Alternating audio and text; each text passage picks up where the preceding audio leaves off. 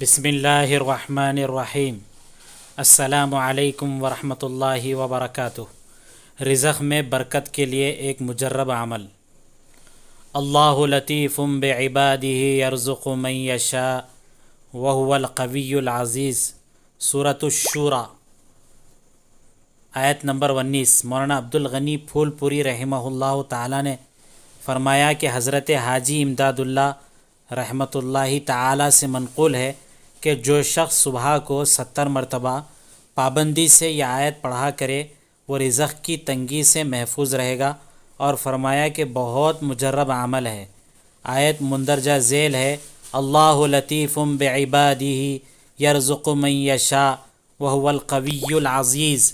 سورۃ الشورى آیت نمبر 19، معارف القرآن جلد نمبر 7، 687 صفحہ۔